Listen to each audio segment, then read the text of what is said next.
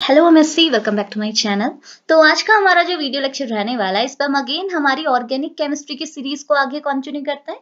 तो देखिए, organic chemistry के अंदर आज से हम स्टार्ट करने वाले हैं हमारा नेक्स्ट यूनिट, जो है आपकी अल्ट्रा वायलेट विजिबल स्पेक्ट्रोस्कोपी। यानी कि आज से हम स्टार्ट करेंगे ऑर्गेनिक केमिस्ट्री के अंदर पर्टिकुलरली स्पेक्ट्रोस्कोपी। ओके, तो देखिए स्पेक्ट्रोस्कोपी का तो आज हमारा फर्स्ट लेक्चर है, और आज के इस फर्स्ट लेक्चर का टॉपिक जो अकॉर्डिंग टू योर सिलेबस क्या रहने वाला है, इलेक्ट्रॉनिक ट्रांजिशन। यानी कि आज हम प्रॉपर डिस्कशन लेंगे कि यूवी स्पेक्ट्रोस्कोपी के अंदर आप इलेक्ट्रॉनिक ट्रांजिशन कैसे कराएंगे। तो मैं आपको सारे टाइप के ट्रांजिशन शो करूंगी विद एग्जांपल, और जो बेसिक बेसिक प्रॉपर्टीज आपको पता होनी चाहिए सारे ट्रांजिशन की, वो सारी चीजें हम डिस्कस करेंगे। देन लास्ट में क्या है, ट्रांजिशन के साथ साथ मैं आपको यहाँ पे यूवी विजुअल स्पेक्ट्रोस्कोपी का इंट्रोडक्शन भी कवर कराऊंगी कि यूवी विजुअल स्पेक्ट्रोस्कोपी कहाँ यूज होती है, कैसे यूज होती है, क्या इन्फॉर्मेशन आपको देती है, तो क्या क्या बेसिक पॉइंट्स है, ये सारी चीजें आज के लेक्चर पे हमने कवर करना है। तो आज जस्ट हमारा फर्स्ट लेक्चर रहने वाला है यूवी विजुअल स्पेक्ट्रोस्कोपी का, जिसके अंदर हम लोग just introduction and electronic transition पर डिस्कशन लेने वाला है। ओके, तो काफी आसान सा लेक्चर है, सिर्फ थ्योरी बस आपको समझने की नीड, और मैं सबको समझा दूंगी, आप जस्ट सुनिएगा। ओके,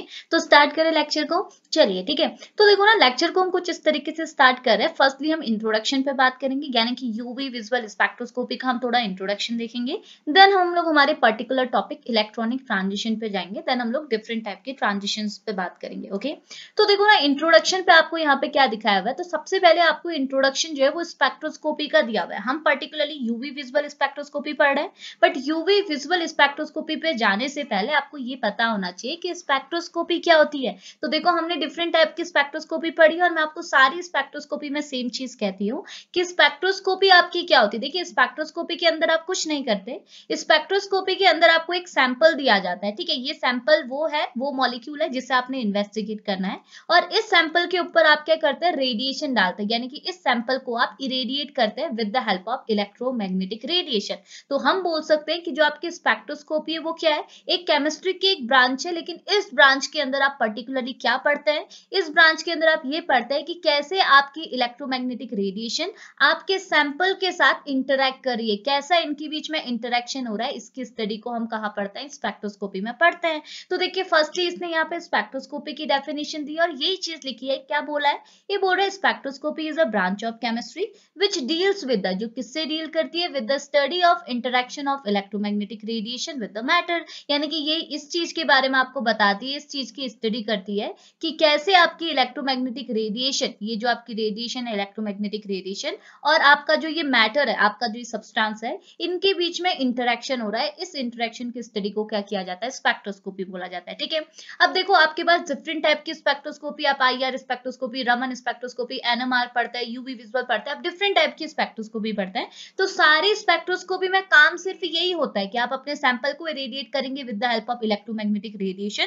पर सारी स्पेक्ट्रोस्कोपी डिफरेंट किसके बेसिस पर होती है, कि कौन सी आप रेडिएशन का आप यूज कर रहे हैं, और आपका जो ये सैंपल है, इस सैंपल का कौन सा पार्ट पेनिट्रेट होता है। इसका मतलब क्या हुआ, देखिए ना, आप कभी कुछ स्पेक्ट्रोस्कोपी पढ़ते हैं, जैसे आप एनएमआर स्पेक्ट्रोस्कोपी पढ़ रहे हैं, तो एनएमआर स्पेक्ट्रोस्कोपी पे आप इस सैंपल की न्यूक्लियाई की बात कर रहे हैं, समझ में आ रहा। जब आप ईएसआर स्पेक्ट्रोस्कोपी पढ़ते हैं, तो आप इस सैंपल की इलेक्ट्रॉन, अनपेयर्ड इलेक्ट्रॉन की बात करते हैं। ठीक है, जैसे आप किसकी बात करते हैं, आईआर स्पेक्ट्रोस्कोपी पढ़ते हैं, तो आप इस सैंपल के अंदर जो बॉन्ड है उनकी बात करते हैं। तो हम लोग क्या कर रहे हैं, अपने सैंपल को इरेडिएट तो जरूर कर रहे हैं, लेकिन इरेडिएट किस पार्ट को कर रहे हैं, पर्टिकुलर कौन सा पार्ट पेनिट्रेट हो रहा है, वो आपका डिफरेंट रहता है, और डिफरेंट टाइप की आपकी इलेक्ट्रोमैग्नेटिक रेडिएशन रहती हैं। तो अब कौन सी इलेक्ट्रोमैग्नेटिक रेडिएशन आप ले रहे हैं, और कौन सी इलेक्ट्रोमैग्नेटिक रेडिएशन आपके सैंपल के कौन से पार्ट को पेनिट्रेट करते हैं, उसके बेसिस पर आपकी डिफरेंट स्पेक्ट्रोस्कोपी रहती है। समझ में आया। तो अब मैं अगर आपको यहाँ पे पर्टिकुलरली यूवी विजुअल स्पेक्ट्रोस्कोपी की बात कर रहा हूं, तो आप क्या बोलेंगे। देखिए, यूवी विजुअल स्पेक्ट्रोस्कोपी में भी सेम काम होगा, लेकिन यहाँ पे जो आपकी पर्टिकुलर रेडिएशन होगी वो कौन सी होगी, वो होगी आपकी अल्ट्रा वायलेट रीजन के अंदर आने वाली रेडिएशन, जिनका रेंज आपका 200 टू 400 एनएम का होगा। तो हम बोल सकते हैं कि यूवी विजुअल स्पेक्ट्रोस्कोपी में पर्टिकुलरली जो आप इलेक्ट्रोमैग्नेटिक रेडिएशन यूज करेंगे वो होगी आपकी अल्ट्रा वायलेट रेडिएशन, और आपका जो ये सैंपल है, इस सैंपल का कौन सा पोर्शन पर्टिकुलरली पेनिट्रेट होगा, वो होगा आपका इलेक्ट्रॉन। ओके, तो अब आपको ये चीज पता चल गई कि यूवी विजुअल स्पेक्ट्रोस्कोपी में कौन सी आप इलेक्ट्रोमैग्नेटिक रेडिएशन लेंगे, और सैंपल का कौन सा पार्ट पेनिट्रेट होगा। तो ये आपकी रहती है यूवी विजुअल स्पेक्ट्रोस्कोपी। ठीक है, अब देखो ना, इसको और मैं थोड़ा थोड़ा सा और आगे को कंटिन्यू करती हूँ। तो देखो ये चीज भी मैं आपको बताती हूँ कि जब भी आप किसी भी सैंपल को इरेडिएट करते हैं with the help of electromagnetic radiation, तो आप यहाँ पे देख रहे हैं इन दोनों के बीच में क्या हो रहा है, इंटरेक्शन। ओके, तो जनरली होता क्या है, जब भी आप स्पेक्ट्रोस्कोपी कराते हैं तो आपको यहाँ पर को क्या है, 3 टाइप के इंटरेक्शंस देखने को मिलते हैं। तो देखिए ना, अभी जस्ट मैं आपको ये चीजें जस्ट समझा रही हूँ, ठीक है। तो ये मैं पहले इसलिए समझा रही हूँ ताकि जब मैं आपको थ्योरी के साथ लेते चलूँ तो आपको लगे कि हाँ हाँ ये चीज हमको आ गई है, ठीक है। तो पहले हम समझ लेते हैं, देन मैं आपको थ्योरी के साथ लेते चलूंगी। तो मैंने क्या बोला कि जब भी आप स्पेक्ट्रोस्कोपी में बोलो या फिर फोटोकेमिस्ट्री में भी आप ये चीजें देखते हैं कि जब भी आप किसी भी सैंपल मॉलिक्यूल को इरेडिएट करते हैं with the help of electromagnetic radiation, तो यहाँ पे जनरली 3 टाइप के इंटरेक्शंस देखने को मिलते हैं। मतलब ये इंटरेक्शन की वजह से 3 टाइप के फिनोमिनास देखने को मिलते हैं। ओके, अब ये 3 टाइप के फिनोमिनास क्या है, तो पहला फिनोमिना होता है आपका एब्जॉर्प्शन। एब्जॉर्प्शन का मतलब क्या हुआ, देखिए ऐसा भी तो हो सकता है ना कि अगर आपके पास एक सैंपल मॉलिक्यूल है और इस सैंपल मॉलिक्यूल को आपने इरेडिएट किया with the help of particular radiation, तो हुआ ये कि आपके सैंपल मॉलिक्यूल में जैसे ही ये रेडिएशन गिरी, आपके सैंपल मॉलिक्यूल ने ये सारी के सारी रेडिएशन को एब्सॉर्ब कर लिया। तो यहाँ पे कौन सा फिनोमिना होगा, इनकी इंटरेक्शन पे एब्सॉर्प्शन का फिनोमिना होगा। समझ में आया। सिमिलरली क्या हो सकता है कि आपके सैंपल मॉलिक्यूल में आपने रेडिएशन तो डाली, लेकिन आपके सैंपल मॉलिक्यूल ने इस इंसिडेंट रेडिएशन का कुछ पार्ट तो एब्सॉर्ब कर लिया, लेकिन कुछ पार्ट क्या है, बाहर की ओर एमिट कर दिया। तो एक और फिनोमिना यहाँ पे देखा जाता है जिसे आप बोलते हैं एमिशन। ओके, और एक और तीसरा फिनोमिना जो देखा जाता है उसे आप बोलते हैं ट्रांसमिशन। तो ट्रांसमिशन के केस में क्या होता है, देखिए ऐसा होता है कि आपका सैंपल मॉलिक्यूल है, आपने इसे इरेडिएट तो किया, लेकिन आपके सैंपल मॉलिक्यूल ने क्या है, इस पूरी इंसिडेंट रे को क्या है, एक सेम एंगल से बाहर की ओर रिफ्लेक्ट कर दिया। तो हुआ क्या, यहाँ पे जो फिनोमिना आपको देखने को मिला वो था ट्रांसमिशन। यानी कि जब भी आप किसी भी सैंपल को इंटरेक्ट कराते हैं इलेक्ट्रोमैग्नेटिक रेडिएशन से, तो इनके इंटरेक्शन के टाइम पे ये 3 टाइप के फिनोमिना में से कोई एक फिनोमिना आपको पर्टिकुलरली देखने को मिलता है। और अगर मैं आपको पर्टिकुलरली यूवी विजुअल स्पेक्ट्रोस्कोपी की बात कराऊं, तो यूवी विजुअल स्पेक्ट्रोस्कोपी में आपको एब्जॉर्प्शन का फिनोमिना देखने को मिलता है। अब आपको समझ में आया, तो अब मैं इसे कंबाइन करके बोलूं तो मैं अब ये बोल सकती हूँ कि यूवी विजुअल स्पेक्ट्रोस्कोपी पे जो आपका सैंपल मॉलिक्यूल है, इसे आप इरेडिएट करते हैं with the help of ultraviolet region की रेडिएशन से, जिसकी वजह से क्या है, इस सैंपल के अंदर जो इलेक्ट्रॉन है वो क्या करता है, इन रेडिएशन को क्या कर लेता है, एब्जॉर्ब कर लेता है। अब चीजें समझ में आए, तो ये फिनोमिना कहाँ देखा जाता है, यूवी विजुअल स्पेक्ट्रोस्कोपी के अंदर। ओके, अब एब्जॉर्प्शन की वजह से क्या होता है, आपको ये इलेक्ट्रॉनिक ट्रांजिशन मिलता है। अब ये कैसे मिलते हैं इसको भी मैं आपको समझाऊंगी। फर्स्टली मैं इनको एक बार इरेज कर लेती हूँ और देन आपको थ्योरी के साथ लेते हुए चलती हूँ, ठीक है। 1 मिनट रुकिएगा। तो देखिए अब यहाँ पे देखो, तो पहला आपने स्पेक्ट्रोस्कोपी की डेफिनेशन तो अब आप समझ गए। अब आप सेकेंडली डेफिनेशन समझो कि यूवी स्पेक्ट्रोस्कोपी क्या है। तो ये बोल रहा है UV spectroscopy is a type of absorption spectroscopy. अब देखो हमने इसे एब्जॉर्प्शन स्पेक्ट्रोस्कोपी क्यों कहा, क्योंकि मैंने जैसे बोला कि इस स्पेक्ट्रोस्कोपी में आपको क्या देखने को मिलेगा, जो आपकी रेडिएशन है वो आपके सैंपल के थ्रू क्या हो जाएगी, एब्सॉर्ब हो जाएगी। इस वजह से हम यूवी स्पेक्ट्रोस्कोपी को एब्जॉर्प्शन स्पेक्ट्रोस्कोपी बोलते हैं। तो आगे क्या लिखा है, UV spectroscopy is a type of absorption spectroscopy in which light, आप जो लाइट ले रहे हैं, जो इलेक्ट्रोमैग्नेटिक रेडिएशन ले रहे हैं, वो कौन सी ले रहे हैं, अल्ट्रावायलेट रीजन की ले रहे हैं, जिनका रेंज आपका 200 to 400 एनम है। वो क्या हो जाएंगी, एब्जॉर्ब हो जाएंगी by this molecule, by this sample, ठीक है। और एब्जॉर्ब होने की वजह से क्या होगा, तो देखो इसके बाद होगा क्या, देखो सिंपल सी बात है, पहले मैं आपको शो करूंगी, देन इसके बाद आगे को कंटिन्यू कराऊंगी। तो होगा क्या, देखिए आपको पता है आपका जो मॉलिक्यूल होता है वो इनिशियली ग्राउंड स्टेट में होता है, और आपको पता है ग्राउंड स्टेट क्या होती है, जहां पे एनर्जी की वैल्यू कम होती है और स्टेबिलिटी की वैल्यू क्या होती है, ज्यादा होती है। यानी कि जहां पे चीजें स्टेबल होती है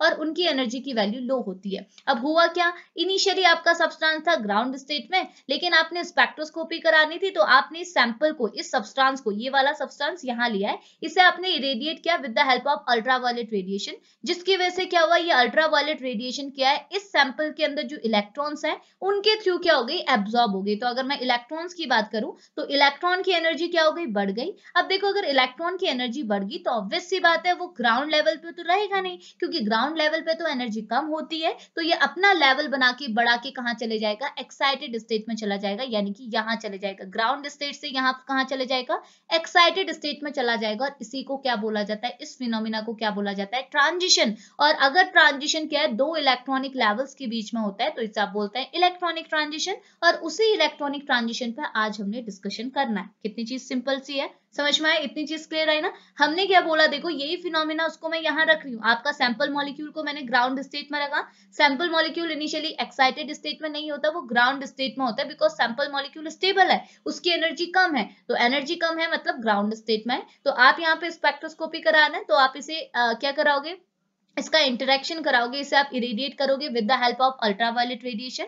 तो जैसे इसका इंटरेक्शन होगा अल्ट्रावायलेट रेडिएशन से, तो अल्ट्रावायलेट रेडिएशन की एनर्जी किसके पास चले जाएगी, इस सैंपल के अंदर जो इलेक्ट्रॉन है उसके अंदर चले जाएगी, बिकॉज मैंने बोला जो पेनिट्रेट होने वाला पोर्शन है वो क्या है आपका इलेक्ट्रॉन। तो इलेक्ट्रॉन के अंदर अगर एनर्जी चले जाएगी तो इलेक्ट्रॉन की एनर्जी बढ़ जाएगी। अब अगर इलेक्ट्रॉन की एनर्जी ज्यादा है तो वो ग्राउंड स्टेट में तो बैठेगा नहीं, बिकॉज ग्राउंड स्टेट में तो एनर्जी कम होती है, तो इलेक्ट्रॉन उठ के चले जाएगा एक्साइटेड स्टेट में। तो ये जो प्रोसेस हुई इसी को बोला जाता है इलेक्ट्रॉनिक ट्रांजिशन। इसके बारे में ही डिस्कस हमने करना है। इतनी चीज क्लियर है? तो फिर हम लोग क्या करेंगे, ऑर्गेनिक मॉलिक्यूल के अंदर इलेक्ट्रॉनिक ट्रांजिशन कौन कौन से होते हैं उसको डिस्कस करेंगे। तो अब इस डेफिनेशन को आगे कंटिन्यू करो। तो ये बोल रहा है which result to excitation of electron from the ground state to a higher energy state. तो ये क्या बोल रहा है, जैसे आपके मॉलिक्यूल इन रेडिएशन को एब्जॉर्ब करेगा तो आपके मॉलिक्यूल के अंदर जो इलेक्ट्रॉन है वो ग्राउंड स्टेट से उठ के कहां चले जाएंगे, एक्साइटेड स्टेट में चले जाएंगे। यानी कि यहाँ पे क्या होगा, आप बोल सकते हो प्रमोशन होगा या फिर आप बोल सकते हो एक्साइटेशन होगा आपके इलेक्ट्रॉन का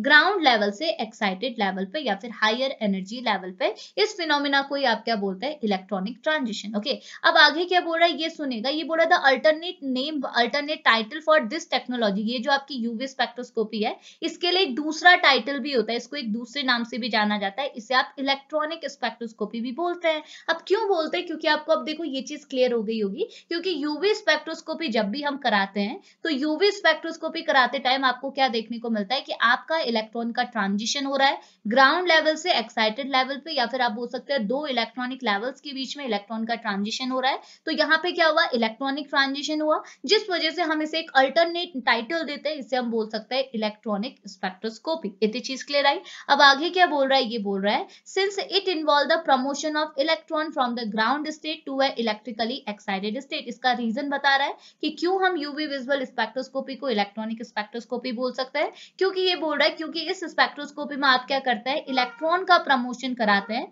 उसकी ग्राउंड स्टेट से इलेक्ट्रॉनिकली एक्साइटेड स्टेट में, जिस वजह से हम इस यूवी स्पेक्ट्रोस्कोपी को क्या बोलते हैं, इलेक्ट्रॉनिक स्पेक्ट्रोस्कोपी। इतनी चीज क्लियर आई? तो ये जैसे आपका यूवी विजुअल स्पेक्ट्रोस्कोपी का इंट्रोडक्शन था, तो होप आपको इतना क्लियर आया होगा कि यूवी विजुअल स्पेक्ट्रोस्कोपी में हम क्या करते हैं, क्यों करते हैं वगैरह, वो मैं आपको आगे बताऊंगी।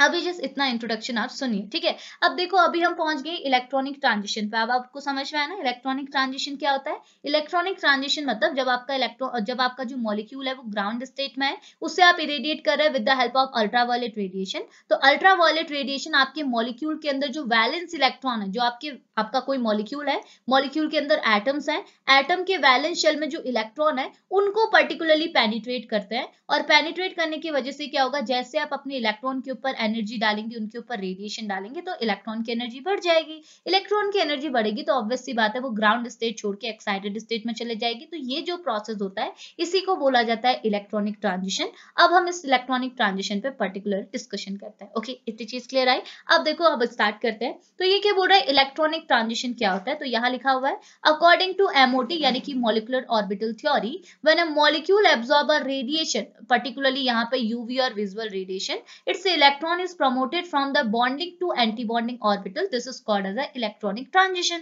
तो कितनी सिंपल डेफिनेशन है, क्या बोल रहा है, ये बोल रहा है इलेक्ट्रॉनिक ट्रांजिशन क्या होता है अकॉर्डिंग टू एमओटी यानी कि मॉलिक्यूलर ऑर्बिटल थ्योरी। अगर हम बात करें तो एमओटी के अकॉर्डिंग अगर आपके पास कोई एक मॉलिक्यूल है और वो मॉलिक्यूल क्या है, रेडिएशन को एब्जॉर्ब कर रहा है, तो आपको क्या देखने को मिलेगा कि उस मॉलिक्यूल के अंदर एटम्स होंगे, उस एटम के अंदर क्या होंगे, इलेक्ट्रॉन होंगे। तो उन एटम के अंदर जो वैलेंस शेल में इलेक्ट्रॉन है ये उन रेडिएशन को एब्जॉर्ब करेगा और इन इलेक्ट्रॉन की एनर्जी बढ़ जाएगी। तो आपका जो इलेक्ट्रॉन है वो बॉन्डिंग से यानी कि वो बॉन्डिंग लेवल से क्या होगा, बॉन्डिंग ऑर्बिटल से क्या है, एंटी बॉन्डिंग ऑर्बिटल में ट्रांसमिट हो जाएगा। इस टाइप के फिनोमिना को ही बोलता है इलेक्ट्रॉनिक ट्रांजिशन। अब ये बॉन्डिंग और एंटी बॉन्डिंग ऑर्बिटल तो आपको पता है, यहाँ पे बॉन्डिंग और एंटी बॉन्डिंग मतलब क्या हुआ, जो बॉन्डिंग होते हैं वो आपके लोअर एनर्जी के होते हैं, जो आपके एंटी बॉन्डिंग होते हैं वो आपके हायर एनर्जी के होते हैं। तो हम बोल सकते हैं अकॉर्डिंग टू एमओटी जो इलेक्ट्रॉन है वो आपके लोअर एनर्जी लेवल के बदले बोल सकते हैं bonding level, bonding orbital to higher energy level के बदले हम बोल सकते हैं एंटी बॉन्डिंग ऑर्बिटल में ट्रांसमिट होते हैं,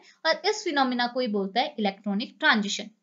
इतनी चीज क्लियर आई। तो एक डेफिनेशन मैंने एमओटी के अकॉर्डिंग आपको बता दिया जिसमें मैंने बॉन्डिंग और एंटी बॉन्डिंग ऑर्बिटल की बात की। एक डेफिनेशन मैंने नॉर्मली बता दी जिसमें हमने बॉन्डिंग के बदले लोअर एनर्जी लेवल की बात की और एंटी बॉन्डिंग के बदले हायर एनर्जी लेवल की बात की, और बाकी चीजें आपकी एज इट इज है, बस आपने इलेक्ट्रॉनिक लेवल के बदले बॉन्डिंग और एंटी बॉन्डिंग ऑर्बिटल बोल दिया है। इतनी चीज क्लियर आई। अब आगे क्या बोल रहा है सुनेगा। देखो ना, अब होता क्या है, ये बोल रहा है जनरली हमारे जो इलेक्ट्रॉनिक ट्रांजिशन होते हैं वो डिफरेंट टाइप के होते हैं। पर्टिकुलरली 3 टाइप के इलेक्ट्रॉनिक ट्रांजिशन देखे जाते हैं। पहला जो ट्रांजिशन होता है इसे आप बोलते हैं ट्रांजिशन इन्वॉल्विंग अ पी एस और एन इलेक्ट्रॉन। पी एस और एन इलेक्ट्रॉन मतलब पी इलेक्ट्रॉन मतलब जो आपके पी ऑर्बिटल में हो यानी कि डबल बॉन्ड में हो जहां अनसैचुरेशन हो। एस इलेक्ट्रॉन मतलब जो आपके सिग्मा बॉन्ड में हो। एन मतलब जो आपके नॉन बॉन्डेड होता है यानी कि लोन पेयर होता है। तो अगर इन इलेक्ट्रॉन्स के थ्रू ट्रांजिशन होता है तो इस टाइप के ट्रांजिशन को बोलते हैं ट्रांजिशन इन्वॉल्विंग पी एस और एन इलेक्ट्रॉन। ठीक है। अब एक दूसरा टाइप का ट्रांजिशन होता है जिसे आप बोलते हैं transition involving a charge transfer electron, यानी कि कुछ ऐसे भी ट्रांजिशन होते हैं जिसमें आपके चार्ज ट्रांसफर इलेक्ट्रॉन इन्वॉल्व होते हैं। और तीसरा टाइप का ट्रांजिशन होता है आपका transition involving a D and F electron, यानी कि आपके कुछ ऐसे भी ट्रांजिशन होते हैं जहां पे आपके डी ऑर्बिटल और एफ ऑर्बिटल के इलेक्ट्रॉन इन्वॉल्व होते हैं ट्रांजिशन पे।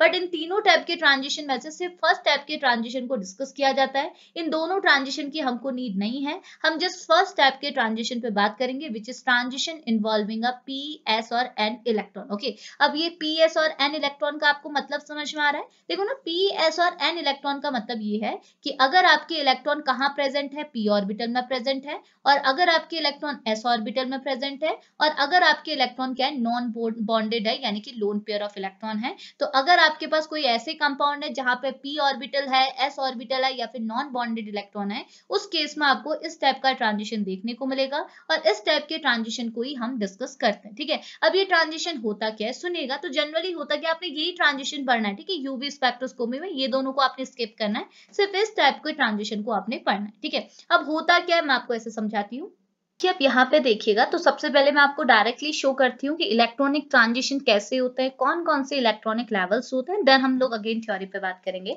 तो देखो एक्चुअल में होता ये कि हमारे पास 5 इलेक्ट्रॉनिक लेवल्स होते हैं जिसमें से 2 बॉन्डिंग के होते हैं, एक नॉन बॉन्डिंग के होते हैं और 2 एंटी बॉन्डिंग के होते हैं। तो मैंने आपको जब डेफिनेशन पढ़ाई थी तो मैंने आपको क्या बोला था कि जो ट्रांजिशन होता है वो कहाँ से कहाँ होता है, बॉन्डिंग से एंटी बॉन्डिंग। तो देखो यहाँ जो आप ट्रांजिशन देखेंगे वो किससे किस में कराएंगे, बॉन्डिंग से एंटी बॉन्डिंग में कराएंगे, या फिर आप बोल सकते हैं ground state to excited state. तो देखो ये जो नीचे वाले हैं ये आपके क्या है, ग्राउंड स्टेट। तो इनकी एनर्जी क्या है, सबसे कम है। जितना आप ऊपर को जाते रहेंगे एनर्जी की वैल्यू उतनी ज्यादा बढ़ती रहेगी। तो आप किसी भी टर्म में बोल सकते हो बॉन्डिंग टू एंटी बॉन्डिंग भी बोल सकते हो, ground state to a higher excited state भी बोल सकते हो। इतनी चीज क्लियर आई। तो देखो कौन कौन से इलेक्ट्रॉनिक लेवल्स होते हैं पहले मैं आपको वो डिस्कस कराती हूँ, देन हम आगे बात करेंगे। तो देखो लास्ट के 2 आपके बॉन्डिंग होते हैं बोला, तो सबसे नीचे जो होता है उसे आप बोलते हैं सिग्मा बॉन्डिंग, उसके बाद होता है पाई बॉन्डिंग। ओके, उसके बाद आता है आपका नॉन बॉन्डिंग। ओके, उसके बाद होता है एंटी बॉन्डिंग, बट पाई का एंटी बॉन्डिंग, और आपको पता है एंटी बॉन्डिंग से हम स्टार से रिप्रेजेंट करते हैं, तो मैंने लिखा पाई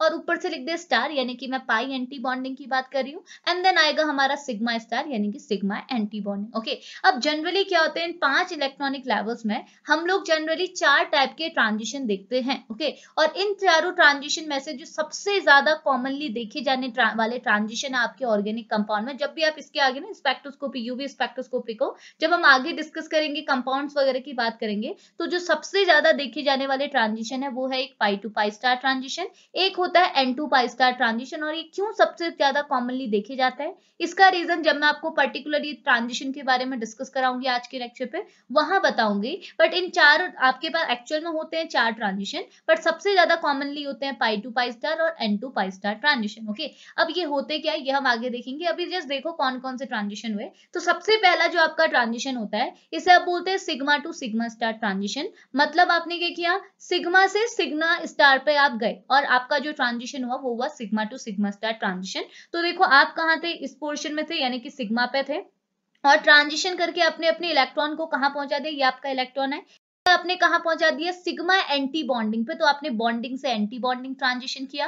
और आप बोल सकते हैं ग्राउंड स्टेट से एक्साइटेड स्टेट का ट्रांजिशन किया। तो ये जो ट्रांजिशन होता है इसे आप बोलते हैं sigma to sigma star transition. इतनी चीज समझ में आई। नेक्स्ट ट्रांजिशन जो होता है वो होता है आपका पाई टू पाई स्टार ट्रांजिशन। तो इसमें आपने क्या किया, आपका इलेक्ट्रॉन इनिशियली बॉन्डिंग में बैठा हुआ था, देखो ऊपर से नीचे नहीं जा सकते, आपको पता है बॉन्डिंग से एंटी बॉन्डिंग ही हम जाएंगे। तो इनिशियली आपका इलेक्ट्रॉन कहाँ बैठा था, बॉन्डिंग वाले रीजन पे, यानी कि पाई वाले रीजन पे। आपने इस पाई इलेक्ट्रॉन को उठाया और इसको कहां रख दिया, पाई एंटी बॉन्डिंग वाले रीजन पर रख दिया। तो हमारा जो ट्रांजिशन हुआ ये था पाई टू पाई स्टार ट्रांजिशन। ठीक है, तो अभी जस्ट जो मैं आपको बोल रही हूँ वो सुनेगा, जब हम इस पर प्रॉपर डिस्कशन लेंगे तो आपको और ज्यादा चीजें क्लियर आएंगी। अभी जस्ट इतना बता रही हूँ कि जो आपका ट्रांजिशन है वो बॉन्डिंग से एंटी बॉन्डिंग में कैसे हो रहा है। ठीक है, अब अगला जो ट्रांजिशन है इस पर हम बॉन्डिंग के बदले नॉन बॉन्डिंग को इन्वॉल्व करते हैं, यानी कि non bonding to anti bonding transition कराते हैं। तो देखो पहला जो ट्रांजिशन है उसमें आपका जो इलेक्ट्रॉन है वो नॉन बॉन्डिंग पे बैठा है, और इस नॉन बॉन्डिंग को आपने कहां ले गए, एंटी बॉन्डिंग पे, वो भी किसकी एंटी बॉन्डिंग पे, सिग्मा की एंटी बॉन्डिंग पे। तो ये जो ट्रांजिशन बता इसे आप बोलोगे N2 सिग्मा स्टार ट्रांजिशन। उसके बाद एक और जो फोर्थ लास्ट ट्रांजिशन होता है, इसमें जो आपका इलेक्ट्रॉन है वो नॉन बॉन्डिंग से कहा जाता है एंटी बॉन्डिंग पे, बट किसकी एंटी बॉन्डिंग पे, पाई की एंटी बॉन्डिंग पे। तो हमारा जो लास्ट ट्रांजिशन बनता है ये होता है N2 पाई स्टार ट्रांजिशन। तो ये इलेक्ट्रॉन क्या है आपको समझ में आ रहा, देखो इलेक्ट्रॉन का मतलब है कि आपके सिग्मा बॉन्ड में जो इलेक्ट्रॉन है उनकी बात कर रखी है, आपके पाई बॉन्ड में जो इलेक्ट्रॉन है उनकी बात की है, आपके नॉन बॉन्डिंग मतलब जो आपके अनपेयर्ड इलेक्ट्रॉन है उनकी बात की है, जो आपके अनपेयर्ड इलेक्ट्रॉन रहते हैं उनको उठाया है इसने यहाँ पे बॉन्डिंग में, और उनका ट्रांजिशन कराया नॉन बॉन्डिंग से pi anti bond sigma anti bonding में। तो जो ट्रांजिशन होगा उसको नाम देंगे pi to sigma star transition. और अगर आपने नॉन बॉन्डिंग का इलेक्ट्रॉन उठाया है और उसे ट्रांजिशन करके पाई के एंटी बॉन्डिंग में भेजा तो ट्रांजिशन हो जाएगा N2 पाई स्टार ट्रांजिशन। इतनी चीज क्लियर आई। तो ये 4 ट्रांजिशन होते हैं, 5 इलेक्ट्रॉनिक लेवल्स होते हैं। इन 4 ट्रांजिशन में से सबसे ज्यादा कॉमनली देखे जाने वाला ट्रांजिशन है पाई टू पाई स्टार ट्रांजिशन और N2 pi star transition. Okay, क्यों है वो हम आगे डिस्कस करेंगे। अब देखो एक और चीज यहाँ पे ऐड की हुई है, ये है एनर्जी लेवल। आपको यहाँ पे मैंने इन चारों ट्रांजिशन की एनर्जी की बेसिस पे इनको अरेंज किया हुआ है। तो बोल रहा है सबसे ज्यादा जो एनर्जी लगती है ट्रांजिशन में वो किसकी रहती है, sigma to sigma star transition की रहती है। आप देख सकते हैं इन दोनों इलेक्ट्रॉनिक लेवल्स के बीच में एनर्जी, ये आपके एनर्जी के बारे में बता रहा है, एनर्जी का कितना डिफरेंस है, ये सारी की सारी अमाउंट की एनर्जी चाहिए अगर आप sigma to sigma star transition कराना चाहते हैं। तो सबसे ज्यादा एनर्जी कौन से ट्रांजिशन की होती है, sigma to sigma star. Then किसकी होती है, N2 सिग्मा स्टार। उसके बाद किसकी होती है, N2 सिग्मा स्टार की। देन होती है आपकी पाई टू पाई स्टार ट्रांजिशन की। देन होती है आपकी N2 पाई स्टार ट्रांजिशन की। तो हमने क्या है, ये चारों ट्रांजिशन को इनकी एनर्जी के बेसिस पे भी अरेंज कर लिया। ठीक है, तो ये आपके ट्रांजिशन होते हैं, इसे आपने माइंड पर रखना है। उसके बाद मैं आपको आगे लेके चलती हूँ। अब आगे देखिएगा, यहाँ पे देखिए, आप यहाँ पे देखिए तो देखो मैंने यही चीज लिखी हुई है। हमने यहाँ पर फर्स्टली वो बोला है, थ्योरी में मैंने यही चीज बोला है कि अगर आपके जो सैंपल है, जो आपका एब्जॉर्बिंग सब्सटेंस है जिसके ऊपर आप इरेडिएशन कर रहे हैं, अगर वो सब्सटेंस में p इलेक्ट्रॉन है, s इलेक्ट्रॉन है, नॉन बॉन्डिंग इलेक्ट्रॉन है,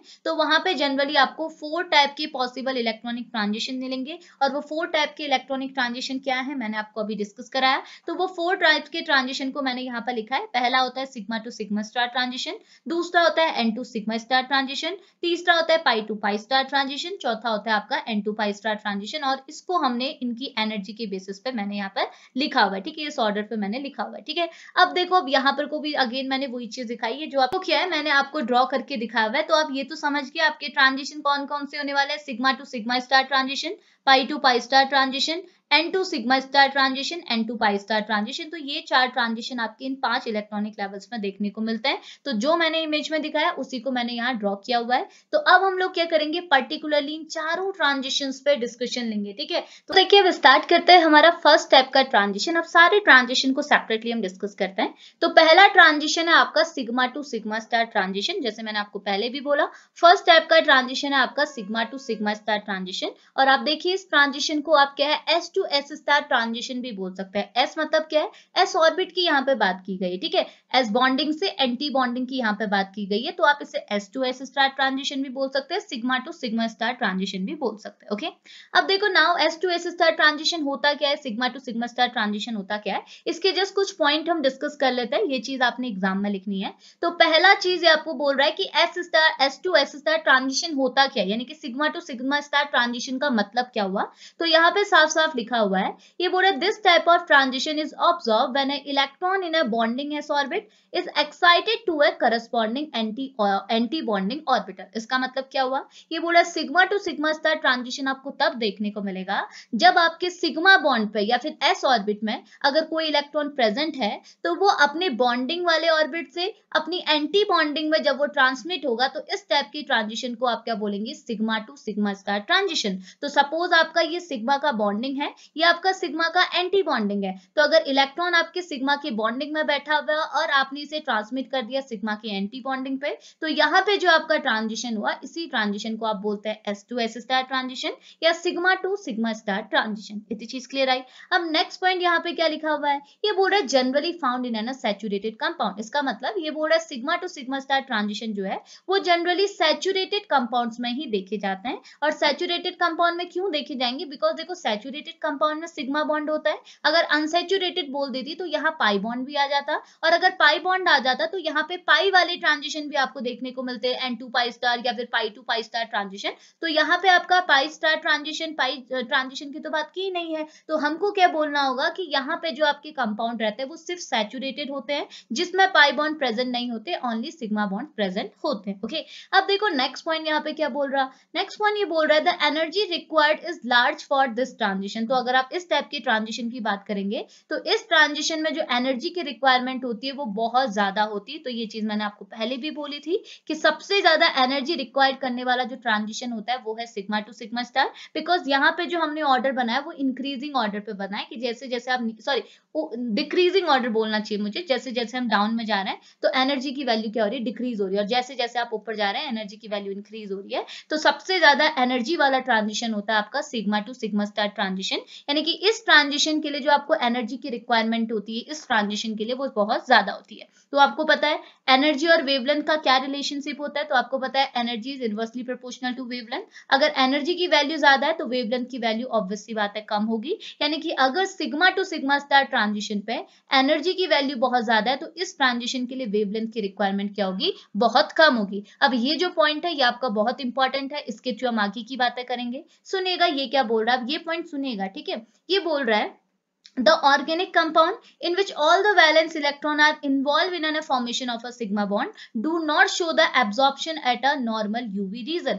यानी कि ये आपको डायरेक्टली बोल रहा है कि अगर आपके पास कोई ऑर्गेनिक कंपाउंड है जिसमें आपको sigma to sigma star transition देखने को मिलता है तो उस ऑर्गेनिक कंपाउंड के लिए जो आप एब्जॉर्प्शन स्पेक्ट्रा बनाएंगे, जो आप यूवी स्पेक्ट्रा बनाएंगे वो एक नॉर्मल यूवी रीजन के अंदर नहीं आएगा। इसका मतलब क्या हुआ, अगर स्पेक्ट्रा यूवी रीजन के अंदर नहीं आएगा तो फायदा क्या है। तो देखो यहाँ पे प्रॉब्लम क्या अराइज हुई है मैं आपको बताती हूँ। देखो अभी अभी हमने स्टार्टिंग में पढ़ा था कि यूवी विजुअल स्पेक्ट्रोस्कोपी के लिए जो आपको रेंज चाहिए होती है, वेवलेंथ चाहिए होती है, वो कितनी चाहिए होती है, 200 से 400 nm। अब होता क्या है कि अगर आप ट्रांजिशन कराना चाहते हैं तो आपकी ट्रांजिशन एक प्रॉपर ट्रांजिशन के लिए, प्रॉपर रीजन के ट्रांजिशन के लिए आपके लिए वेवलेंथ कितनी होनी चाहिए, अप्रॉक्स 200 से 400 nm होनी चाहिए। लेकिन अब होता क्या है, क्योंकि हमने यहाँ पे देखा कि जो आपका sigma to sigma star transition रहता है यहाँ पे एनर्जी की वैल्यू बहुत ज्यादा होती है, तो एनर्जी की वैल्यू बहुत ज्यादा होने की वजह से वेवलेंथ क्या हो जाती है, काफी कम हो जाती है। अब वेवलेंथ काफी कम होने की वजह से आपको क्या देखने को मिलता है कि यहाँ पे आपके पास जो organic compound sigma to sigma star transition show कर रहे हैं इन कंपाउंड के लिए वेवलेंथ कम होने का मतलब ये हो जाता है कि इनकी वेवलेंथ 200 से 400 का जो हमको रेंज दिया था इसके क्या हो जाती है, बिलो आ जाती है, यानी कि इसके भी नीचे आ जाती है। तो हमारा जो नॉर्मल यूवी रीजन आता है वो इसके अंदर आता है, यानी कि 200 से 400 nm के अंदर आता है। और अगर sigma to sigma star transition है तो वेवलेंथ काफी कम होने की वजह से वेवलेंथ क्या है आपकी 200 से भी कम में आती है, यानी कि 200 से भी बिलो में आती है। तो हम बोल सकते हैं कि हमारा जो स्पेक्ट्रा बनेगा वो एक नॉर्मल यूवी रीजन के अंदर नहीं बनेगा। इतनी चीज क्लियर आई।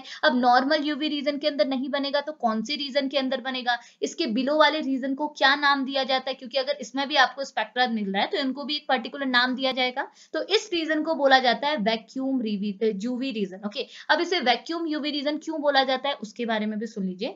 होता ये है कि अगर आपकी वेवलेंथ बहुत कम है, यानी कि आपकी 200 से बिलो की अगर आप वेवलेंथ ले रहे हैं, तो इस वेवलेंथ की रेंज पे क्या है, जनरली हमारे एटमॉस्फेयर में जो ऑक्सीजन है, ये ऑक्सीजन भी क्या हो जाती है, एब्जॉर्ब हो जाती है, जिसकी वजह से इस रीजन पे, यानी कि बिलो 200 की रीजन पे जो हमको स्पेक्ट्रा मिलता है, उस स्पेक्ट्रा में हमको क्या है, ऑक्सीजन की पीक्स भी देखने को मिलती है। अब ऑक्सीजन की पीक अगर मिल रही है तो हमारा स्पेक्ट्रा तो डिस्टर्ब हो जाएगा, जिस वजह से क्या है, हमको ऑक्सीजन फ्री एनवायरनमेंट बनाने के लिए वहां पर वैक्यूम क्रिएट करना पड़ता है। इस वजह से हम बिलो 200 के रीजन को क्या बोलते हैं, वैक्यूम यूवी रीजन। इतनी चीज क्लियर है? बस ये चीज आपको यहाँ पर जो थ्योरी मैंने लिखी हुई है उस पर बताएगी, तो मैंने आपको पहले डायरेक्टली बोल दिया, अब मैं आपको थ्योरी के साथ लेते हुए चलूंगी। तो देखो इसने एग्जाम्पल जो लिया हुआ है वो लिया है मीथेन का। तो आपको पता है मीथेन हमारा एक टाइप का सैचुरेटेड कंपाउंड है। तो ये बोल रहे इस मीथेन में जो आपको कार्बन हाइड्रोजन बॉन्ड देखने को मिल रहा है, इस कार्बन हाइड्रोजन बॉन्ड में है सिग्मा बॉन्ड, और इस सिग्मा बॉन्ड की वजह से आपको क्या है, S2S स्टार ट्रांजिशन देखने को मिलता है। ओके, बट ये जो S से S स्टार ट्रांजिशन हो रहा है आपका, यानी कि sigma to sigma star transition हो रहा है, इसका जो रेंज है वो कितना है, 180 टू 400 MU। तो इसका मतलब क्या है, ये बिलो 200 आ गया। अब बिलो 200 का मतलब क्या हुआ, तो यहाँ पे साफ साफ लिखा है कि ये जो ट्रांजिशन है ये रिक्वायर करता है high energy, because sigma to sigma star transition है तो एनर्जी तो बहुत ज्यादा होनी है, और एनर्जी ज्यादा होने की वजह से वेवलेंथ को शॉर्ट होना पड़ेगा। तो अब होगा क्या, ये बोल रहा है but the usual spectroscopic technique can not use below 200 MU। लेकिन जो आपकी यूजुअल स्पेक्ट्रोस्कोपिक टेक्निक होती है, जो कि एक नॉर्मल यूवी रीजन के अंदर रखी आपको बात कराती है, तो वहां जो आपका रेंज होता है वो 200 MU के अबव भी होता है और 400 MU तक होता है। लेकिन यहाँ पे हमारी वैल्यू क्या है, 200 से बिलो आई है। तो होता ये कि since oxygen is begin to be absorb strongly, इसका जो बिलो वाला रीजन होता है वहां पे ऑक्सीजन भी स्ट्रांगली ऑब्जॉर्ब की हो जाती है, जिसकी वजह से पीक्स भी आपको, मतलब स्पेक्ट्रम में आपको ऑक्सीजन की पीक्स भी देखने को मिलती है। इस वजह से इस रीजन को हमने ऑक्सीजन फ्री करना होता है, इस रीजन को हम बोलते हैं वैक्यूम यूवी रीजन। और इसी वैक्यूम यूवी रीजन में हम इस मीथेन के लिए स्पेक्ट्रा देख सकते हैं, नॉर्मल यूवी रीजन पे देख नहीं सकते। और इसी चीज को इसने यहाँ पर को बताया था कि ऑर्गेनिक कंपाउंड के लिए कभी भी हम एक ऑर्गेनिक कंपाउंड जिसमें आपको sigma to sigma star transition देखने को मिल रहा है, ये कभी भी अपना एब्जॉर्प्शन नॉर्मल यूवी रीजन के अंदर नहीं करते हैं। तो उसका रीजन आपका यही था जो भी मैंने आपको बताया। इतनी चीज क्लियर आई? तो ये जैसा आपका एक पहला ट्रांजिशन था, ज्यादा कुछ नहीं लिखना। देखिए है बहुत कुछ इसके अंदर, हम धीरे धीरे जब आगे बढ़ेंगे यूवी स्पेक्ट्रोस्कोपी में तो हम सारी चीजें कवर करते हुए चलेंगे। तो अभी जो सॉल्वेंट इफेक्ट वगैरह बहुत कुछ है जो ट्रांजिशन को अफेक्ट करता है, बट उस पर अभी हम डिस्कशन नहीं ले रहे। अभी जस्ट आप अपने प्रॉपर ट्रांजिशन होता क्या है, क्या पॉइंट्स आपने एग्जाम में लिखना है, उसके बारे में मैं आपको डिस्कस करा रही हूँ। इतनी चीज क्लियर आई? तो ये हमारा फर्स्ट टाइप का ट्रांजिशन था, which is S2S star transition और sigma to sigma star transition. Okay, अब इसके बाद नेक्स्ट कौन सा ट्रांजिशन आया, नेक्स्ट आया आपका N2 सिग्मा स्टार ट्रांजिशन। तो देखो N2 सिग्मा स्टार मतलब N मतलब आपको पता है नॉन बॉन्डिंग इलेक्ट्रॉन की यहाँ पे बात की जाएगी, यानी कि नॉन बॉन्डिंग इलेक्ट्रॉन मतलब अनपेयर्ड इलेक्ट्रॉन की यहाँ पे बात की जाएगी। S स्टार मतलब आपका S एंटी बॉन्डिंग की यहाँ पे बात की जाएगी, ठीक है। या फिर आप बोल सकते हैं सिग्मा स्टार, यानी कि सिग्मा स्टार मतलब वही एंटी बॉन्डिंग की यहाँ पे बात की जाएगी। तो आपने अब जो ट्रांजिशन कराना है वो कौन से इलेक्ट्रॉन का कराना है, जो कि लोन पेयर के फॉर्म में होंगे, और कहाँ तक कराना है, आपने सिग्मा एंटी बॉन्डिंग तक कराना है। आपको देख के ही पता चल रहा है, ठीक है। तो अब इनमें आप क्या पॉइंट्स लिखेंगे तो सुनिएगा। तो फर्स्ट पॉइंट तो यही बता रहा है कि आपका N2 सिग्मा स्टार ट्रांजिशन होता क्या है। तो ये बोल रहा है सैचुरेटेड कंपाउंड, यहाँ भी आपका जो ये N2 सिग्मा स्टार ट्रांजिशन है ये सैचुरेटेड कंपाउंड में ही देखने को मिलेगा। क्यों मिलेगा? क्योंकि देखो सिंपल सी बात है, सैचुरेटेड कंपाउंड में तो आपके सिग्मा बॉन्ड होंगे, अगर अनसैचुरेटेड कंपाउंड होंगे तो उसमें तो पाई बॉन्ड होंगे, और पाई बॉन्ड होने की वजह से तो यहाँ पे पाई का भी इन्वॉल्वमेंट होगा, पाई का भी ट्रांजिशन होगा, बट हमने पाई ट्रांजिशन की बात नहीं की है। यहाँ पे हमको अगर सिग्मा बॉन्ड की बात हम लोग कर रहे हैं, पाई की बात नहीं कर रहे हैं, तो हम यहाँ पर को क्या है, सैचुरेटेड कंपाउंड ही लेंगे। लेकिन सैचुरेटेड कंपाउंड के साथ एक ऐसा कंपाउंड भी होना चाहिए जिसके पास लोन पेयर ऑफ इलेक्ट्रॉन हो, बिकॉज हमको सैचुरेटेड एटम के साथ साथ, यानी कि सिग्मा बॉन्ड वाले एटम के साथ साथ एक ऐसा एटम भी चाहिए जिसके पास अनपेयर्ड इलेक्ट्रॉन हो। तो यहाँ पे साफ साफ लिखा है कि saturated compound containing a atom with the lone pair of electron. तो आपने एक ऐसा सैचुरेटेड कंपाउंड लेना है जिसके पास लोन पेयर ऑफ इलेक्ट्रॉन हो। लोन पेयर ऑफ इलेक्ट्रॉन को आप ऐसा बोल सकते हैं कि उसके पास नॉन बॉन्डिंग इलेक्ट्रॉन हो, या फिर एक हेटेरो एटम प्रेजेंट हो। आपको पता है हेटेरो एटम के पास भी तो लोन पेयर ऑफ इलेक्ट्रॉन होते हैं, तो आप कुछ भी बोल सकते हो, नॉन बॉन्डिंग इलेक्ट्रॉन हो या फिर हेटेरो एटम हो। और अगर आपके पास कोई ऐसा कंपाउंड है तो वो ही कंपाउंड कैपेबल होता है आपके N2S स्टार ट्रांजिशन के लिए या फिर N2 सिग्मा स्टार ट्रांजिशन के लिए। इतनी चीज क्लियर आई? अब नेक्स्ट पॉइंट आपको क्या बोल रहा है, नेक्स्ट पॉइंट ये बोल रहा है कि these transition are usually need a less energy than the S2S star transition. तो देखिए होता क्या है, N2 सिग्मा स्टार ट्रांजिशन या फिर N2S स्टार ट्रांजिशन के लिए भी एनर्जी की रिक्वायरमेंट बहुत होती है, लेकिन इनकी एनर्जी की रिक्वायरमेंट रिक्वायरमेंट क्या है, S2S स्टार ट्रांजिशन से थोड़ी कम होती है, बिकॉज अगर एनर्जी ऑर्डर देखेंगे तो सबसे ज्यादा sigma to sigma star, then आता है आपका N2 सिग्मा स्टार, तो इनकी एनर्जी भी ज्यादा होती है, बट किसके कंपेयर में, सिग्मा टू सिग्मा स्टार के कंपेयर में थोड़ी सी कम होती है। इतनी चीज क्लियर आई। अब नेक्स्ट पॉइंट यहाँ पे क्या बोल रहा है, ये बोल रहा है they can be initiated by a light whose wavelength in a range of 150 to 200 nm। तो ये बोल रहा है यहाँ पे जो आपका ये sigma N2 sigma star transition जो हुआ है, ये उस वेवलेंथ से इसमें ये जो ट्रांजिशन है ये उस वेवलेंथ से प्रोसीड होगा, इनिशिएट होगा, जिसका रेंज क्या है 150 से 200 nm के बीच का है। और नेक्स्ट पॉइंट यहाँ पे क्या बोल रहा है, ये बोल रहा है the small number of organic functional group with the N2 sigma star peak in an UV region is a very small. तो ये बोल रहा है हमारी केमिस्ट्री में क्या है, ऐसे बहुत कम ऑर्गेनिक फंक्शनल ग्रुप्स हैं जो कि आपको क्या है N2 sigma star transition show करते हैं। तो ये जो N2 सिग्मा स्टार ट्रांजिशन है ये भी बहुत रेयरली आपको देखने को मिलेगा। तो देखो मैंने आपको स्टार्टिंग में ही बोला था, आपके जो दो मोस्ट कॉमन देखे जाने वाले ट्रांजिशन है वो है पाई टू पाई स्टार ट्रांजिशन, एक है N2 pi star transition, last के ये दोनों। ओके, तो मैंने आपको देखो पहले का तो रीजन बता दिया और दूसरे का भी हमने बोल दिया कि ये जो N2 सिग्मा स्टार ट्रांजिशन है ये भी बहुत रेयरली देखा जाता है। ठीक है, अब इसके एग्जांपल आपको दिखाया हुआ है, एक है सैचुरेटेड हैलाइड, सैचुरेटेड हैलाइड में भी आपको N2S स्टार ट्रांजिशन यानी कि N2 सिग्मा स्टार ट्रांजिशन देखने को मिलेगा। अल्कोहल में, ईथर में, अमीन्स में, इन सारे फंक्शनल ग्रुप्स में जनरली आपको क्या है N2 सिग्मा स्टार ट्रांजिशन देखने को मिलता है। और एग्जांपल के लिए इसने दिखाया है कि वाटर के केस में जो एब्जॉर्प्शन होता है वो 167 MU में होता है, मिथाइल अल्कोहल में होता है 174 MU पे, और मिथाइल क्लोराइड में होता है 169 MU पे। ओके, अब देखिए, अब नेक्स्ट पॉइंट आपको क्या बोल रहा है, ये पॉइंट आपका इंपॉर्टेंट है, इसे सुनिएगा। ठीक है, अब ये पॉइंट आपको क्या बोल रहा है, ये बोल रहा है इन अ सैचुरेटेड अल्काइल हैलाइड, यानी कि अगर आप सैचुरेटेड अल्काइल हैलाइड लेंगे तो बताइए सैचुरेटेड अल्काइल हैलाइड में कौन सा ट्रांजिशन होगा, ऑब्वियस सी बात है N2 सिग्मा स्टार ट्रांजिशन होगा। कैसे, देखो सैचुरेटेड अल्काइल हैलाइड मतलब क्या हुआ, जैसे मैं मिथाइल हैलाइड की बात कर दूं तो देखो ये जो आपका मिथाइल हैलाइड है ये एक टाइप का सैचुरेटेड कंपाउंड है, बिकॉज कोई भी यहाँ पे पाई बॉन्ड नहीं है, सारे बॉन्ड आपके सिग्मा बॉन्ड है, सिंगल बॉन्ड है, तो ये आपका सैचुरेटेड कंपाउंड है। लेकिन हमने यहाँ पे हैलाइड भी लगाया, तो आपको मैंने ऊपर ही बोला हैलाइड के पास क्या होगा, अनशेयर्ड पेयर ऑफ इलेक्ट्रॉन यानी कि lone pair of electron.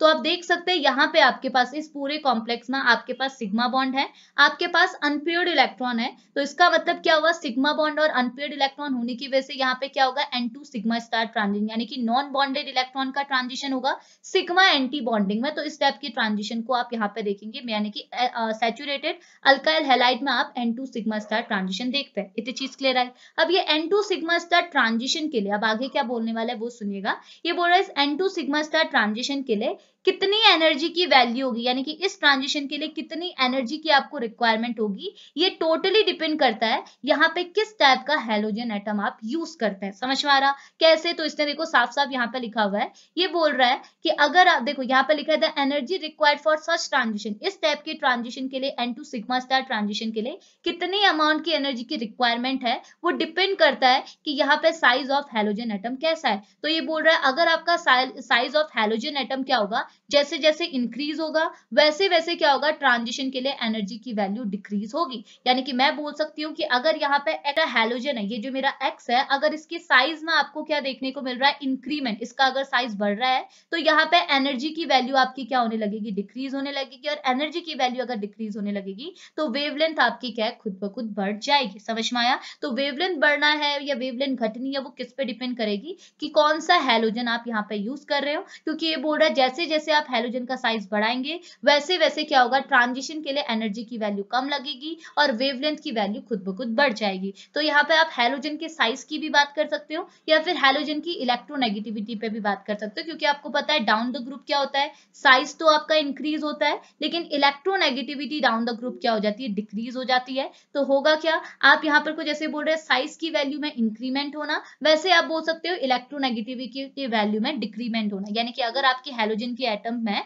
Electronegativity जैसे जैसे डिक्रीज हो रही है वैसे वैसे उसके लिए एनर्जी, उस टाइप के ट्रांजिशन के लिए एनर्जी की वैल्यू भी डिक्रीज होती है। तो जैसे मैं यहाँ लिख दूं FCl BrI, अगर मैं लिख दूं ये 4 हैलोजन एटम लिख दूं तो आपको पता है सबसे ज्यादा इलेक्ट्रोनेगेटिविटी F की, देन Cl की, देन Br की, देन I की, और सबसे ज्यादा साइज, बड़ा साइज किसका होगा, I का, देन Br का, Cl का, फिर F का। तो हम बोल सकते हैं कि इलेक्ट्रोनेगेटिविटी क्या है, डाउन द ग्रुप क्या हो रही है, डिक्रीज हो रही है, और साइज भी क्या है, डाउन द ग्रुप क्या हो रहा है, इंक्रीज हो रहा है। तो हमने बोला जैसे जैसे साइज आपका इंक्रीज होगा और जैसे जैसे इलेक्ट्रोनेगेटिविटी आपकी डिक्रीज होगी वैसे वैसे यहाँ पे आपका जो हैलोजन एटम है उसके बेसिस पे आपके ट्रांजिशन की एनर्जी भी क्या होगी, कम होगी। होगी। तो अगर आप यहाँ पर को I रखते हैं तो ट्रांजिशन की वैल्यू कम होगी, यानी कि ट्रांजिशन के लिए एनर्जी की रिक्वायरमेंट कम होगी और वेवलेंथ ट्रांजिशन का ज्यादा होगा। लेकिन अगर आप F रखते हैं या Cl रखते हैं तो यहाँ पे आपको एनर्जी की वैल्यू ज्यादा मिलेगी और वेवलेंथ आपको कम मिलेगी। इतनी चीज क्लियर आई। अब इसको क्या है, एक एग्जाम्पल के थ्रू भी मैंने यहाँ लिखा हुआ है, ये थोड़ा सा नीचे होगी स्लाइड। यहाँ पे देखिए मैंने यहाँ पर लिखा हुआ है,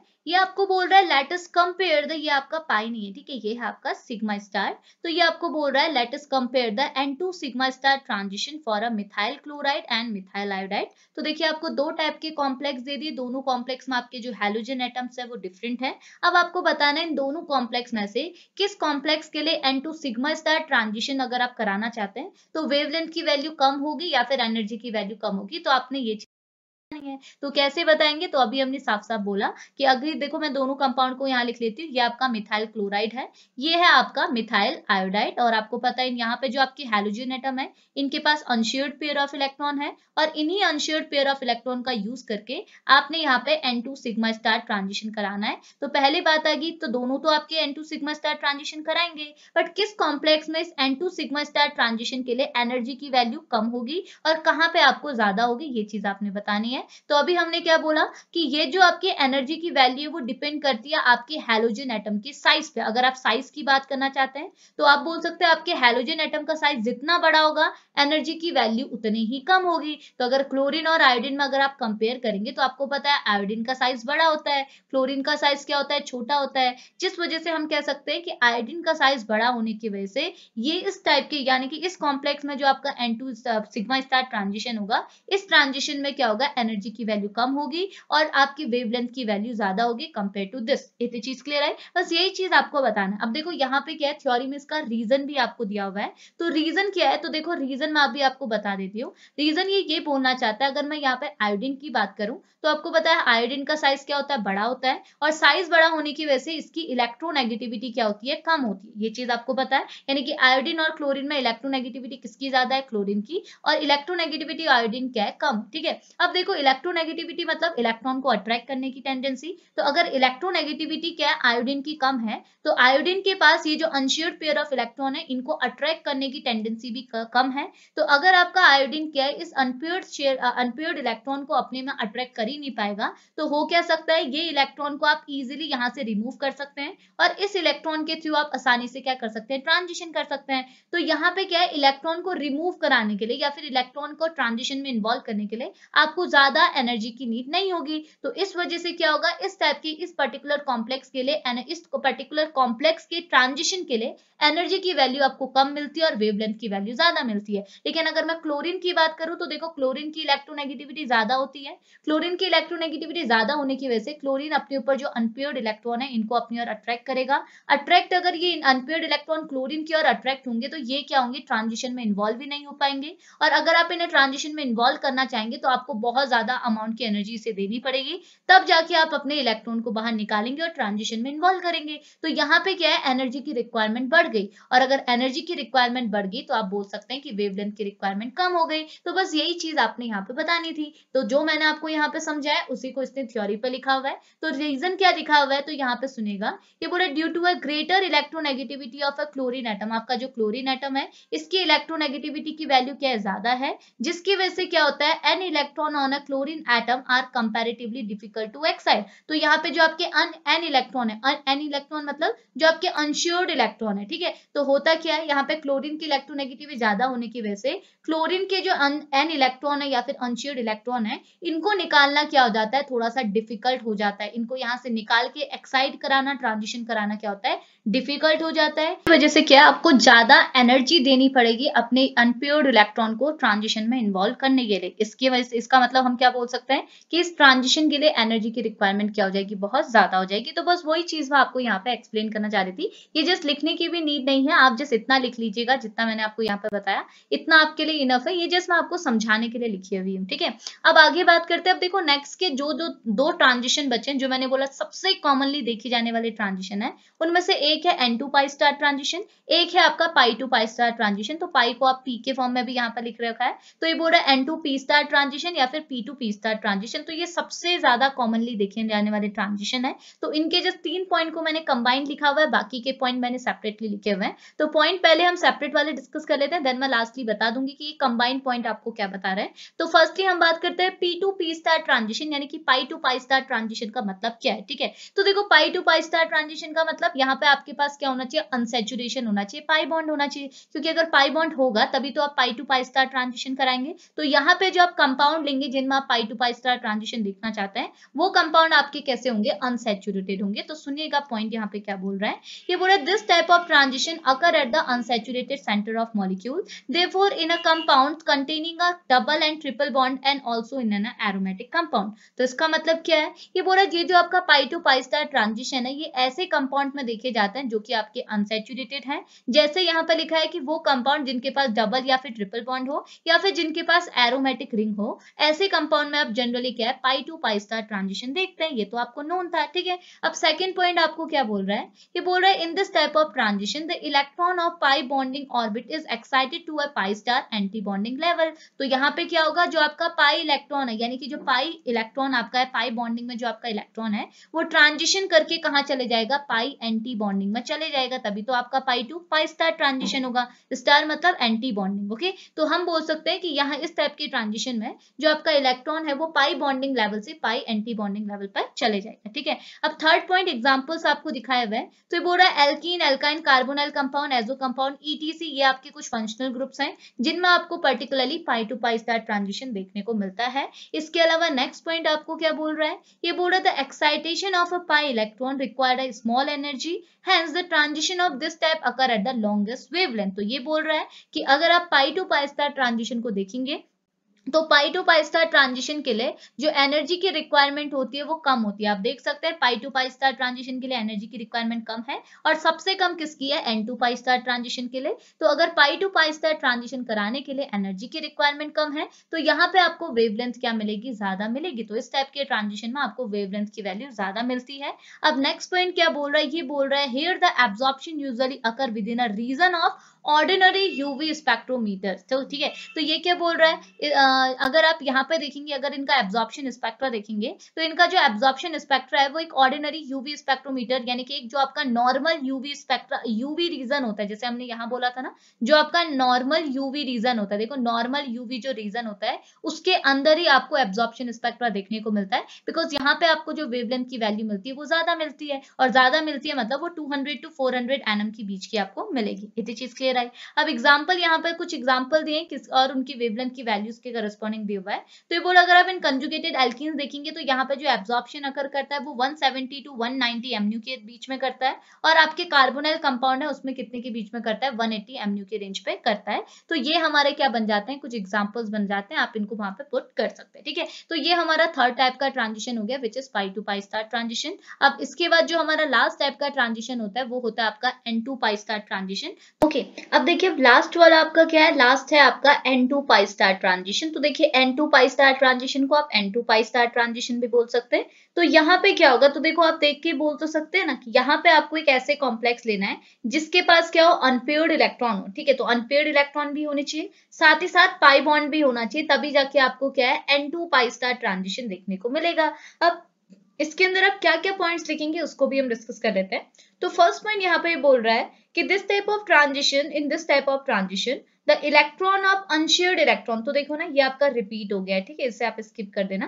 तो ये बोल रहा है जो आपके अनशेयर्ड पेयर ऑफ इलेक्ट्रॉन है किसी भी हेटेरो एटम के, क्योंकि हमें अनशेयर्ड पेयर ऑफ इलेक्ट्रॉन चाहिए, तो आप मोस्ट ऑफ द केसेस में क्या है, हेटेरो एटम को यहाँ देखेंगे, उनके अनशेयर्ड पेयर ऑफ इलेक्ट्रॉन की बात आप यहाँ करेंगे। तो ये बोल रहा है अनशेयर्ड इलेक्ट्रॉन जो है आपके हेटेरो एटम के, वो क्या होंगे, एक्साइट होंगे। ठीक है, एनर्जी को ऑब्जॉर्व करते हुए क्या होंगे, एक्साइट होंगे, और एक्साइट होके कौन से लेवल पर चले जाएंगे, आपके पाई स्टार लेवल पे चले जाएंगे, यानी कि पाई एंटी बॉन्डिंग ऑर्बिटल में चले जाएंगे। और अगर आप ऐसा ट्रांजिशन कहीं पे देखते हैं तो इस टाइप के ट्रांजिशन को ही बोला जाता है N2 pi star ट्रांजिशन। अब आगे क्या बोल रहा है, ये बोल रहा है this type of transition require a lesser amount of energy. तो देखो इस ट्रांजिशन के लिए सबसे कम अमाउंट की एनर्जी की नीड होती है, जिसकी वजह से क्या बोल सकते हैं, आपका बोल सकते हो कि ये जो ट्रांजिशन है, इस ट्रांजिशन के लिए जो आपका वेवलेंथ की वैल्यू रहती है वो सबसे ज्यादा रहती है, क्योंकि इस ट्रांजिशन में एनर्जी की वैल्यू सबसे कम है, तो ऑब्वियस सी बात है वेवलेंथ की वैल्यू बहुत ज्यादा होगी। ठीक है, अब नेक्स्ट क्या बोल रहा है, नेक्स्ट यहाँ पे एक एग्जांपल लिखा हुआ है, तो ये बोल रहा है सैचुरेटेड एल्डिहाइड। तो सैचुरेटेड एल्डिहाइड में आपको क्या है, N2 pi star ट्रांजिशन और pi to pi star transition दोनों देखने को मिलता है।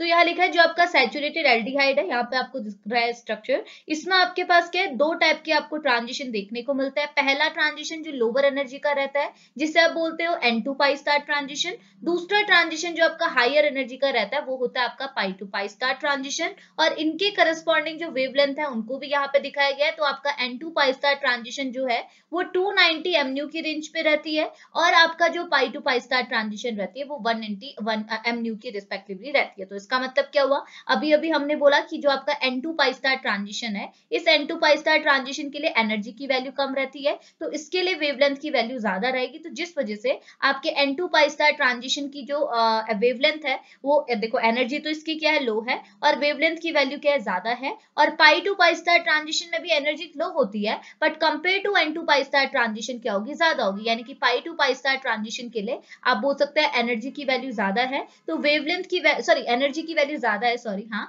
तो वेवलेंथ की वैल्यू आपको क्या मिलेगी, 180 MU तक मिलेगी। तो चीज क्लियर है, तो ये एग्जांपल आप इसमें पुट कर सकते हैं। अब नेक्स्ट बोल रहा है absorption occur at the lower wavelength are usually intense. तो वो एब्जॉर्प्शन जो लोअर वेवलेंथ पे अकर करता है वो ज्यादा इंटेंस होता है। अब ये क्यों होता है, ये सारी चीजें हम आगे को डिस्कस करेंगे जब हम नेक्स्ट लेक्चर डिस्कस करेंगे। अभी जस्ट हमने टाइप्स ऑफ ट्रांजिशन पे बात करनी थी, तो देखिए यहाँ पे आपका टाइप्स ऑफ ट्रांजिशन खत्म होता है।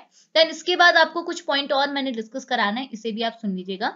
तो ये पॉइंट आपको क्या बोल रहा है, इसमें लिखा हुआ है use of UV visual spectroscopy. तो पॉइंट आपको क्या लिखे हुए हैं, आप यूवी विजुअल स्पेक्ट्रोस्कोपी का कहाँ यूज करते हैं। तो फर्स्ट पॉइंट ये लिखा हुआ है, ये बोल रहे हैं it is very useful to calculate a conjugated double bond and also a aromatic conjugation within a various molecule। तो यूवी विजुअल स्पेक्ट्रोस्कोपी की हेल्प से हम क्या कर सकते हैं, हम किसी भी मॉलिक्यूल में कितने कंजुगेटेड डबल बॉन्ड है ये काउंट कर सकते हैं। साथ ही साथ कोई आपके पास मॉलिक्यूल है उसमें एरोमेटिक कंजुगेशन है या नहीं, ये भी हम फाइंड आउट कर सकते हैं with the help of UV visual spectroscopy. ठीक है, अब नेक्स्ट पॉइंट क्या, देखो इंट्रोडक्शन तो कवर कर लिया था, बट कहाँ यूज आ रही है ये हमने डिस्कस नहीं किया था ना, उसी पॉइंट को हम डिस्कस कर रहे हैं। ओके, अब नेक्स्ट क्या बोल रहा है, ये बोल रहा है it also distinguish between the conjugated and non-conjugated system like a alpha beta unsaturated carbonyl compound from the alpha beta analogous।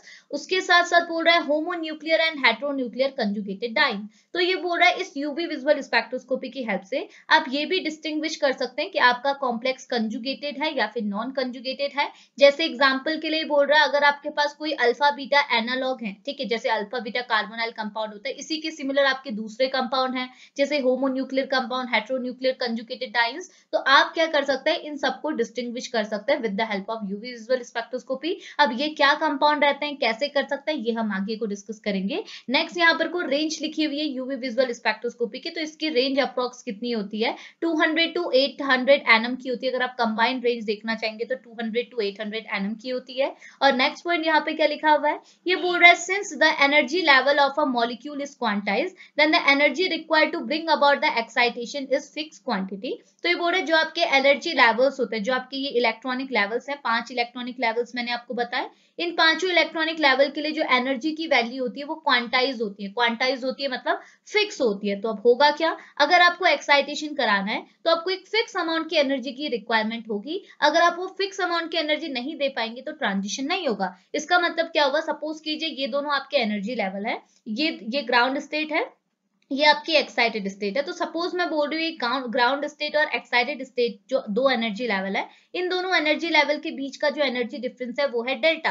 तो अगर आपका मॉलिक्यूल ग्राउंड लेवल पे बैठा हुआ है और आप इसे एक्साइटेड करके एक्साइटेड स्टेट में भेजना चाह रहे हैं, तो आप यहाँ पे देखेंगे कि इन दोनों इलेक्ट्रॉनिक लेवल्स के बीच में कितना एनर्जी डिफरेंस है। आपको पता चला डेल्टा है, तो आप इसे डेल्टा अमाउंट की एनर्जी ही देंगे, बिकॉज ये दोनों एनर्जी लेवल्स की एनर्जी फिक्स है, ये ऊपर नीचे तो होगी नहीं, फिक्स एनर्जी डेल्टा अमाउंट की एनर्जी है, तो आप क्या करेंगे, इसे डेल्टा अमाउंट की ही एनर्जी देंगे। और जब आप इसे डेल्टा अमाउंट की एनर्जी देंगे तो आपका मॉलिक्यूल क्या होगा, ग्राउंड स्टेट से एक्साइटेड स्टेट में आ जाएगा। लेकिन अगर आपकी एनर्जी लेसर देन डेल्टा होगी या फिर मोर देन डेल्टा होगी तो यहाँ पे आपका ट्रांजिशन क्या हो जाएगा, प्रिवेंट हो जाएगा, बिकॉज ये दोनों जो इलेक्ट्रॉनिक लेवल्स हैं ये फिक्स एनर्जी के, ये क्वांटाइज है, इनकी एनर्जी क्या है, फिक्स है। और अगर फिक्स एनर्जी है तो आपको फिक्स एनर्जी की अमाउंट की एनर्जी ही अपने रिएक्टेंट मॉलिक्यूल को देनी होगी ताकि वो एक्साइट हो पाए। ठीक है, तो आपको यहाँ पर को क्या है, ये चीज भी माइंड पर रखनी है कि अगर आप एक्साइटेशन कराना है तो आपको क्या एक पर्टिकुलर फ्रीक्वेंसी या फिर पर्टिकुलर वेवलेंथ की लाइट या फिर इलेक्ट्रोमैग्नेटिक रेडिएशन लेनी होगी। अदरवाइज अगर रेडिएशन ऊपर नीचे हो गई तो आपको क्या होगा, यहाँ पे ट्रांजिशन देखने में नहीं मिलेगा। इतनी चीज क्लियर आई। अब नेक्स्ट पॉइंट यहाँ पे क्या बोल रहा है, सुनेगा, ये बोल रहा है clearly if a substance is expose to a radiation of one different value of a frequency energy will not be absorb and thus the light और radiation will be not suffer any loss in an intensity. तो वही चीज बोल रहा है, अगर आपके पास कोई एक सब्सटेंस है और उसे आपने उस सब्सटेंस को आपने एक्सपोज किया रेडिएशन में, एक्सपोज किया रेडिएशन में मतलब आपने अपने सब्सटेंस को क्या किया, इरेडिएट किया with the help of radiation. तो ये बोल रहा है अगर आपकी रेडिएशन की फ्रीक्वेंसी क्या है, एक डेफिनिट फ्रीक्वेंसी नहीं है, वो फ्रीक्वेंसी नहीं है, मतलब उस रेडिएशन की वो वैल्यू नहीं है, वो फ्रीक्वेंसी नहीं है, वो एनर्जी नहीं है जितने की आपकी रिक्वायरमेंट है, तो यहाँ पे एब्जॉर्प्शन नहीं होगा। लेकिन अगर आप करेक्ट फ्रीक्वेंसी देंगे तभी जाके आपका एब्जॉर्प्शन होगा और तभी जाके आपका इलेक्ट्रॉन क्या है, एक एनर्जी लेवल से दूसरे एनर्जी लेवल पे ट्रांसमिट होगा। थ्योरी बस आपको वही बोल रही है जो मैंने अभी आपको डिस्कस करा है। ठीक है, तो मटेरियल मैं आपके साथ शेयर कर देती हूँ, आप वहां से पढ़ लीजिएगा, बट बेसिक बेसिक जो है मैं आपको वो बता रही हूँ जो चीज आपको बोलनी चाहिए। बाकी क्या है, लेक्चर भी लेंथी हो रहा है तो वर्ड टू वर्ड में इतना नहीं जा रही हूँ क्योंकि क्या एक्स्ट्रा मटेरियल है। ओके, अब नेक्स्ट आपको क्या बोल रहा है, ये नेक्स्ट पॉइंट क्या बोल रहा है, ये बोल रहा है substance absorbing in an visible range will be appear colour to a human eye because these specific wavelength stimulate the retina of a human eye. इसका मतलब क्या, देखो ये तो आप सब समझते हैं। ये बोल रहा है अगर आपके पास कोई एक सब्सटेंस है, क्योंकि आप यूवी विजिबल स्पेक्ट्रोस्कोपी पढ़ रहे हैं, तो अगर आपके पास कोई सब्सटेंस और इस सब्सटेंस के ऊपर आपने रेडिएशन डाली और आपकी जो रेडिएशन है वो ऑब्जॉर्ब की गई बाय ये सब्सटेंस, वो विजिबल रेंज के अंदर आ रही है, यानी कि आपका सब्सटेंस क्या है, विजिबल रेंज की रेडिएशन को ऑब्जॉर्ब कर रहा है। इट मींस क्या होगा, उस टाइम पर आपका सब्सटेंस आपको कलर्ड अपीयर होगा बिकॉज आपके सब्सटेंस ने जो रेडिएशन को ऑब्जॉर्ब की है वो विजिबल रेंज की रेडिएशन है, जिस वजह से वो हमारी ह्यूमन आई को क्या है, कलर्ड अपीयर होती है। और इसके पीछे का रीजन क्या है, इसका रीजन ये है कि वो जो रेडिएशन है उसकी जो वेवलेंथ रहती है वो हमारी आईज में, हमारी आंखों में जो रेटिना होता है जिसकी वजह से हमें चीजें अपीयर होती है